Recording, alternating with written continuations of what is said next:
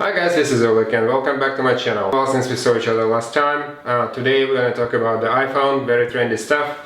So the reason I'm decided to basically shoot this video is to talk about the new designs on the iPhone Air. Because out of the all 17 lineup, I think the Air is the one which is really standing out. It's something which some people say let them believe that Apple still can design good stuff, which is very nicely looking, and at the same time packing full powerhouse and lots of functionality in such a small form factor. The reason I selected iPhone 17 Air is because it's just something new, right? We have these iPhones for the last 5 years, they're all pretty much the same design. Apple year in year after giving you the same design of the phone, slightly modifying cameras, slightly modifying layout, moving the buttons on the side so your old cases would not fit on the new iPhone. But the one which is really right now for pushing me to update is, on top of the fact that my iPhone 14 Pro is already 2 years old, is the design. And because the new design is slick, it's 5.6mm thin, plus it's still titanium shell. If you drive aluminum shell, it's getting scratched very easy, and basically the cases of the new iPhone, some people praise them as a very good design and very good performance, but for me the resistancy and the durability of the phone is one of the first factors which I'm gonna basically appreciate in the new form factor. So this is the new design, this is the iPhone Air, which we're gonna unbox today. The color is light blue, I think it's called sky blue color, and it's a standard thing, 256 gig. All the new 17 lineup is eSIM only. So this is done because of the space, and we need more space in the phone, so we can put slightly bigger battery and actually make it run longer during the day. I think based on the reviews which I looked right now on the internet, can run for the full day, right? And very normal usage, unless you're a pretty hardcore gamer or you stay online all the time and you're using phone more than average Joe, then you probably will need to have wireless charging here and there to charge the phone, and this should not be a problem in the modern days. It's been a while since we see something really standing out from Apple, like I said, and that's appealing for the most of the clients. Even though the numbers are still showing that iPhone Pro lineup is getting most of the sales, especially Pro Max, but for me, I think the iPhone Air is the one which really getting all the attention from my side, and I will appreciate this phone more. So let's do a quick unboxing, and on top of the things, we're gonna talk about the phone, how it is designed, what is so significant about it. Even though the phone is pretty durable, I'm still gonna use the case as I usually do, and my cases are always the same. I only use case from the dbrand. The link would be in the description. You can go ahead and get the very good cases for all new iPhones on dbrand. It's not a sponsored video, but I really appreciate the work we do. That's why I always use their cases and mention it in all the videos which I do for iPhones. Alright, so let's do unboxing. I'll see you in a bit. Okay, so here's the phone. I'm shooting this on my iPhone 14 Pro, so you know that most of the people right now are shooting videos on the iPhones because of the quality it's still pretty good. So let's do this. This is the phone. So basically Apple right now don't give you a lot of stuff in the boxing. All you have is the cables.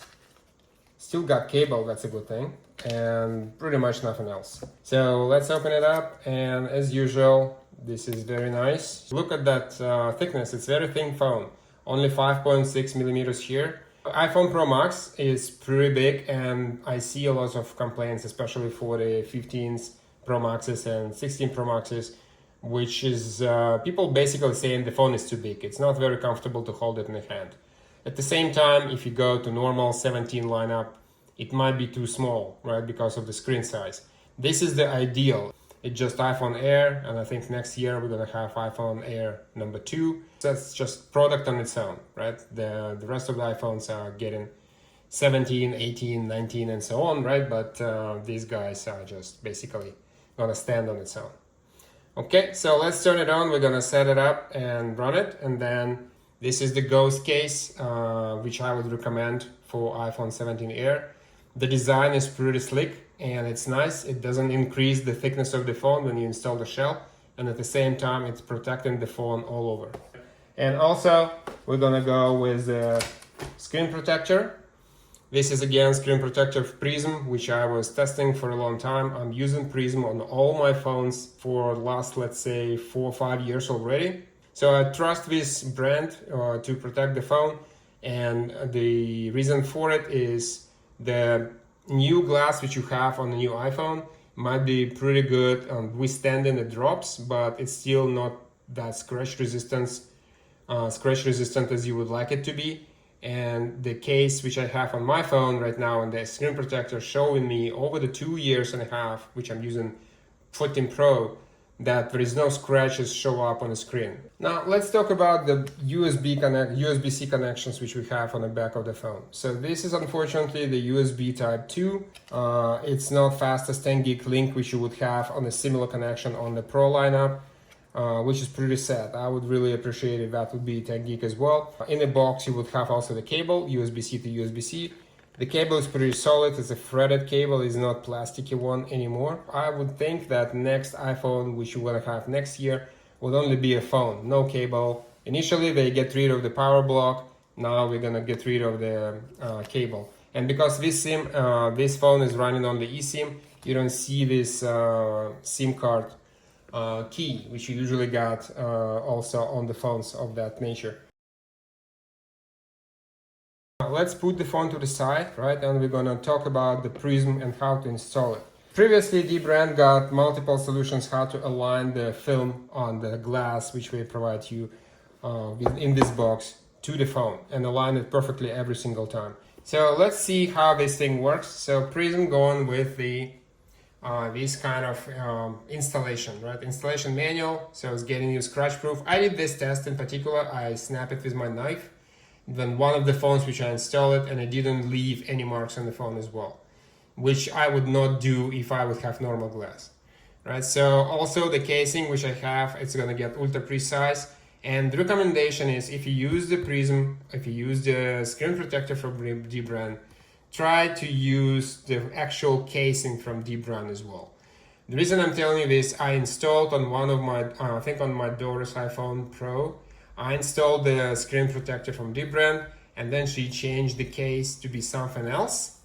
And then because of this part, which is sticking to the phone and moving over the sides on the phone, was not aligned, it actually lift up the film, right? So it has to be on the same level, or it has to be ideally from the same brand.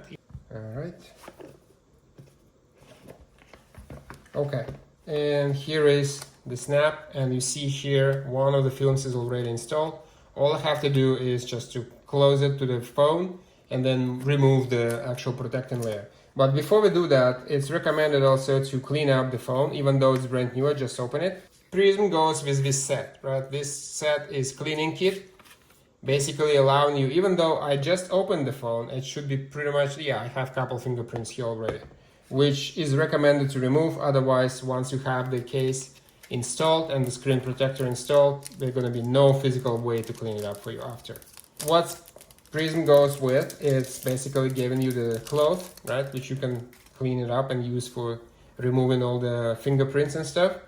And also it's getting this squeegee, which allows you to, once the screen protector is installed, if you see any air bubbles under the screen, then you can use this squeegee to remove this and push them out to the side, so there is no air bubbles left on the screen once you install it.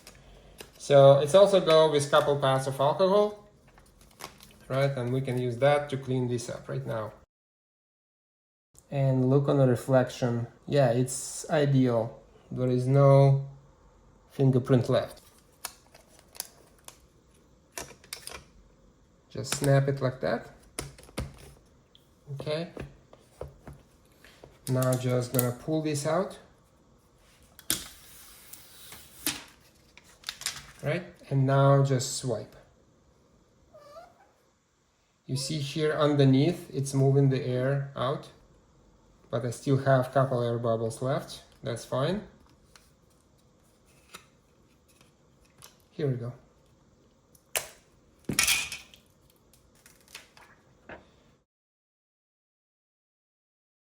Okay, now I have a glass. As you can see, there are a couple bubbles here, which we're going to remove. Before that, to remove it very easy.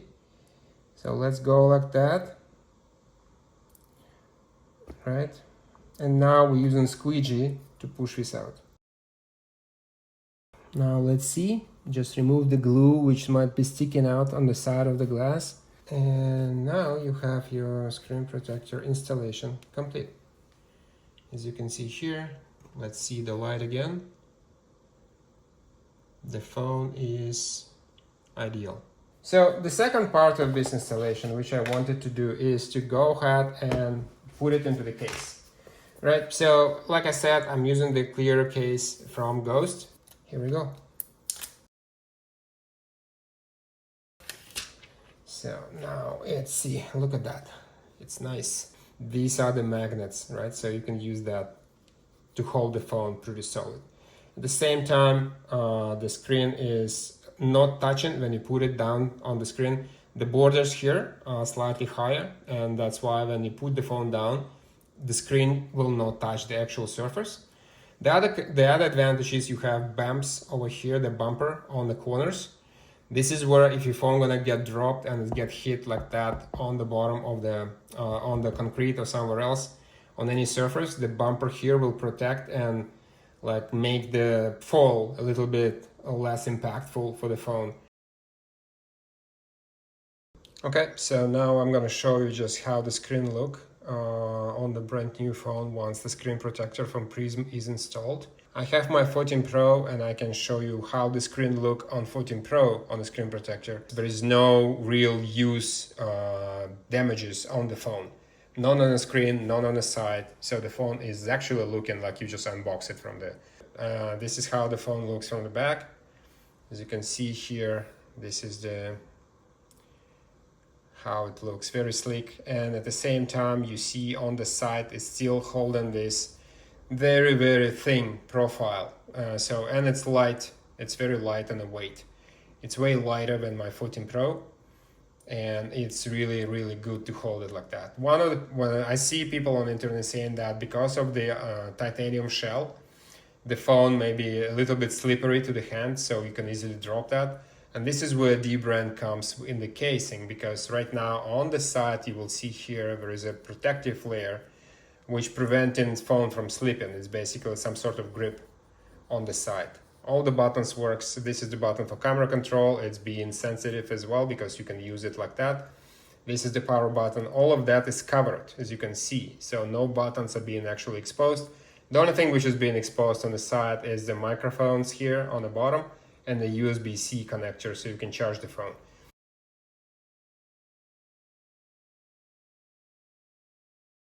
So one other thing which I wanted to show you, this is MagSafe, right? So we're all familiar with MagSafe. This is Apple connector. You can buy it in Apple Store like that. So we can do it like this, and now you can lift up the phone. Because the magnets here are reinforced as well on the casing, it's pretty good and solid. So you can do this, the phone will not slip, right? Which is very good, and especially if you're driving this and using similar connections, like similar to MagSafe you use in a car. Like it's gonna be, even if you go off-roading, the phone will stay in one place. It will not slip or fall down from the MagSafe connector. And as usual, this allowing you to align the wireless charging perfectly on the coils which are inside the phone. This will increase the efficiency of the charging. Okay, so what are the conclusions about this video? Basically, the main question is, should you buy this phone? And my answer would be almost definitely yes. Right, because if you're looking and currently driving on your day-to-day phone is iPhone 16 Pro Max, for example, or iPhone 15 Pro Max, or any like on this series, then that would be a question if you really want to invest into the new technology and get a bit better and more efficient phone. But if you're driving something like iPhone 14 and lower, 13, 11, 12, whatever, then definitely consider buying the new iPhone. especially if you want to stay in Apple ecosystem, because there are lots of new benefits in these phones. In the question between should I buy normal iPhone 17 or should I buy Air or should I buy iPhone 17 Pro Max or 17 Pro, then it's really a question for you if you really need all of these functions, which for example Pro model will give you. Especially we're talking about high transfer rate between USB-C if you transfer on big videos, if you make in ProRes videos or stuff like that. If you create a lot of video material in 4K, then you would definitely benefit on the phone with more camera firepower, right? Because for freelancers, obviously it's much better than one. But if you really want something elegant, very light, and in a way something like a statement, which is this phone is basically for office people, right? So if you are driving business, you don't really care about the the high quality, like super high quality videos. You don't do this in your line of work, and you don't really need that. You just occasionally make pictures, you scan some documents with the phone and driving it on a daily basis just to do your business, do your stuff.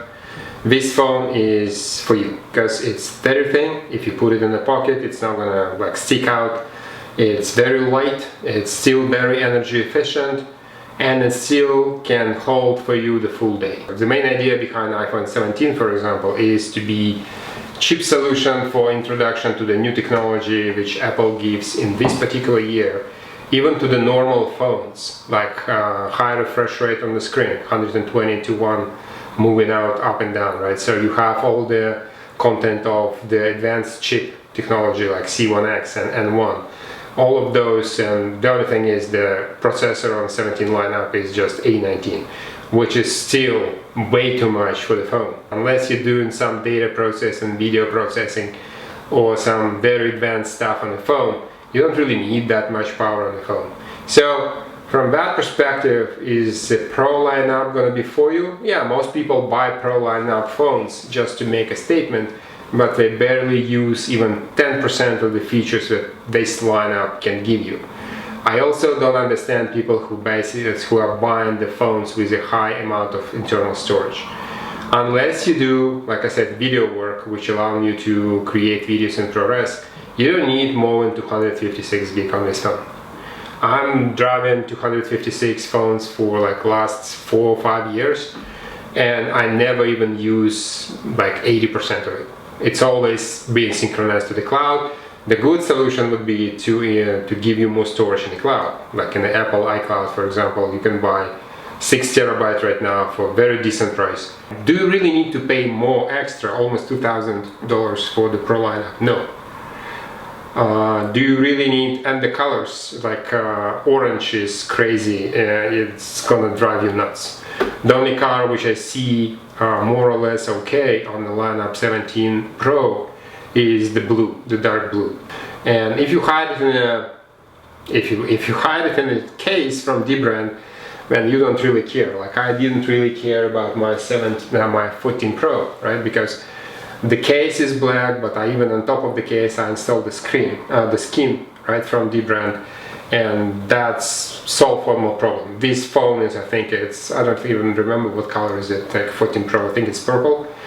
It's been in the case from the day one, it's been as a screen protector from the day one, and I don't really care what the color is. Phone is an investment right now, so the phone has to be reliable because it's holding all your life. Like if you have to choose between losing your passport or losing your phone, you will choose losing your passport. If you lose your phone and all your data on it, then that would be a disaster.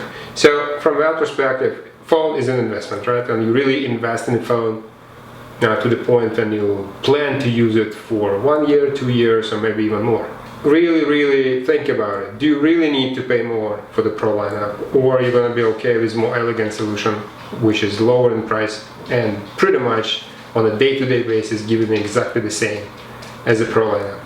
That's the thought I'm going to leave you with. So let me know in the comments what do you think about iPhone Air. Do you want to buy it for yourself or for your family members, or you gonna go and go professional, get Pro lineup on that, or normal just 17. Anyway, I'll talk to you soon. Take care and peace.